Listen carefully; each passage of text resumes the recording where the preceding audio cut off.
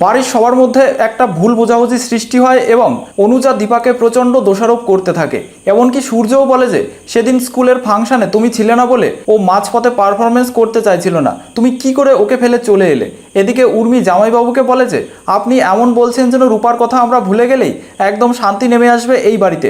কিন্তু সূর্য জানায় যে আমরাই রূপাকে হারিয়ে ফেলেছি আর আমার জন্যই কিন্তু ও হারিয়ে গেছে, এই জন্য আমি সবসময় ভিতরে ভিতরে ক্ষত বিক্ষত হচ্ছি, কিন্তু সোনাকে কিছুতেই হারাতে দেব না। আর দীপার উপরে দোষারোপ করে এই বলে যে তুমি প্রথম থেকেই রূপার উপরে বেশি ফোকাস করছো আর সেই জন্যই সোনা এরকম বিগড়ে গেছে। এদিকে দীপা সোনাকে জড়িয়ে ধরতে যায়, কিন্তু সবাই বলে যে ওদেরকে একা ছেড়ে দাও। এবার বাড়িতে বসে দীপা রূপার জন্য কান্না করে আর সোনার জন্য গান শুরু করে, কিন্তু সোনা সেই গান শুনবে না বলে তার বাবাকে বলে যে বাবা দরজা বন্ধ করে দাও, আমি ওই গান শুনতে চাই না। পরদিন দীপা সোনার পছন্দের ব্রেকফাস্ট তৈরি করে সোনার খোঁজ করে।